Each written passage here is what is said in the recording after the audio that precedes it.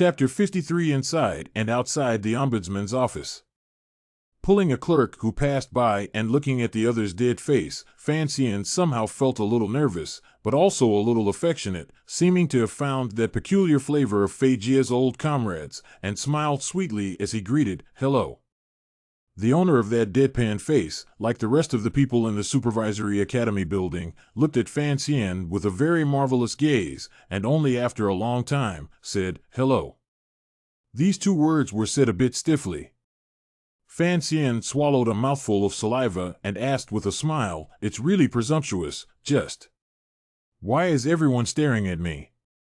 The man laughed, revealing miserable white teeth, and he found this young man with a slightly shy smile very interesting, asking rhetorically, if in a place where no strangers had ever come in, and everyone suddenly found a stranger, do you think that everyone wouldn't stare at him? Fan Xian came to a realization, then was filled with confusion as he asked, "Isn't this the office of the Procuratorate? An imperial institution, don't strangers ever come to conduct official business?" The man pointed to the door and kindly explained, "Look over there." Fan Xian took a look and realized that there weren't many people in front of the supervisory court, and the pedestrians were also walking around to the other side of the street from a long distance away.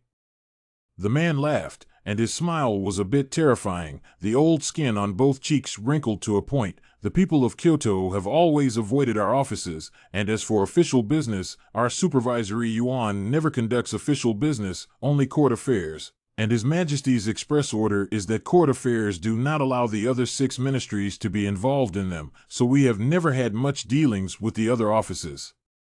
Fan Xian laughed bitterly, "So that's how it is. It seems I'm really a reckless trespasser."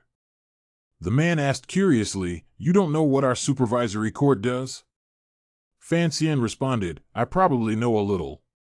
He was, after all, a disciple of Lord Fei Jie's disciple from the 3rd Division of the Supervisory Academy, so he still knew a bit about the duties of the Supervisory Academy. "Then you still dared to just barge in?" The man shrugged. "The average person would treat this place as if it were Hades on Earth." Fan Xian laughed helplessly. "Maybe it's because I've seen Yama when I was very young?" The man laughed and patted his shoulder. "Very good, very good." The skin on Fan Xian's right shoulder under his clothes gave birth to some small goosebumps, thinking that the tone of this man's speech, how was it like Sun Enyang patting those guys on the case? "Is there something I can help you with?" The man smiled. Fan Xian immediately felt that the other person had turned into the front desk of a restaurant speaking foreign language in his previous life, and he shook his head to get rid of this inopportune distraction, pinched a piece of broken silver in his sleeve and shoved it over, and politely asked, "May I ask if Fei Jie is here?" The man froze and opened his mouth, but no words came out for half a day, and immediately afterward, Fan Xian realized that the other man's expression was no longer the carelessness he had previously shown, but had changed to one of deference with a bit of fear. "You're looking for Lord Fei?" As he said this, he flicked his finger beautifully, popping the crushed silver that Fan Xian had stuffed into his sleeve back into Fan Xian's sleeve. Fan Xian raised an eyebrow, knowing that the other party's hand looked simple, but was actually beautiful, and had been steeped in handwork for at least a decade before he could be so accurate, which made him realize that this seemingly unusual official of the supervisory yuan was actually a deeply hidden expert as well. Fan Xian nodded, acknowledging that he was here to find Fei Jie, and then noticed that the man vigorously wiped the right hand that had tapped his shoulder. "Lord Fei is not here." The man politely replied back, stealthily taking a few steps backward to distance himself from Fan Xian. "Lord Fei has gone to the border county inspector." Fan Xian slapped his head, then remembered that he had heard from Fuji Zijing that the head of the inspectorate would need at least 3 months to return home to save his family this time, and according to teacher Fei Jie's lazy man's temperament, the only superior who could control him was absent, so he naturally had to sneak away as well.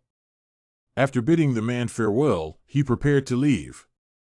Before leaving, Fan Xian suddenly smiled and asked, "What is your excellency's name?" "Your Honor, Wang Qinian." Seeing that this young man with a slightly shy smile had dared to come to the supervisory court by himself and call Lord Fei Jie by his first name, this supervisory court official called Wang Qinian thought that the other party must not be a simple person, and so he called himself a subordinate official. Fan Xian knew that when the other party heard that he was looking for Fei Jie, he subconsciously associated himself with poison and other dangerous existences, which is why he wiped his hands and backed away again. He looked at Wang Qinian with a smile. If Lord Fei is back, please notify him and say that his student has come to the capital. Fei Jie's student? Wang Qinian by this time already had the urge to chop off his right hand. Cursing himself for his own personality of liking to touch the east and the west, he coughed twice and answered. Walking out of the gate of the supervisory academy, the sunlight in the sky spilled down across the tall trees on both sides of the road, and the shadows of countless leaves wrapped around Fan Xian's entire body. He walked west for a while and sat on the railing next to the flowing water, his hands propped up on the side of his body as he looked at the group of people coming and going on the street, not knowing where to go for a while. He didn't want to go back to the Fan Mansion, even though there was a gentle and sweet sister there. But when he thought of Lu, his father, and that little fat boy who should have been happily studying every day, but was now forced to compete with himself, his heart felt a little uncomfortable. What belonged to him, he was brave enough to fight for and would not give up. But Fan Xian actually wasn't really quite sure what was truly his own in this world. After all, he had once had the experience of another life, and there was always some sense of distance from this world. He hid the fact that he was looking for Fei Jie from his father, and although his father certainly knew that Fei Jie was his teacher, he always felt that Fei Jie seemed to be a bit more trustworthy, probably due to the sense of closeness that he had brought about by the fact that he had followed old man Fei around to enjoy the corpses so soon after arriving in this world. The fact that Mr. Fei Jie was actually not in Kyoto caused a slight problem with the arrangements Fan Xian had made before entering the capital. So he was thinking about what he should do first next. While thinking about these things, he had already jumped down from the railing and began to subconsciously walk back. When he passed by the entrance of the supervisory academy again, he paid attention for a moment and noticed that the pedestrians on the road were indeed walking on the right side of the street, avoiding the main gate of the supervisory academy, as if they were afraid of the foul aura seeping outwards from that building.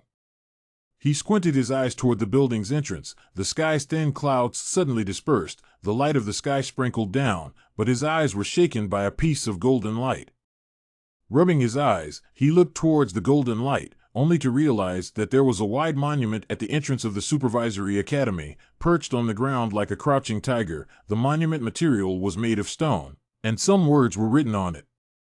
Fan Xian frowned, thinking that these words looked somewhat familiar, as if he had seen them somewhere, but after racking his brain, he was unable to find out where they came from. His eyes moved downward, and then he saw the inscription. That somewhat unfamiliar, yet incomparably familiar name,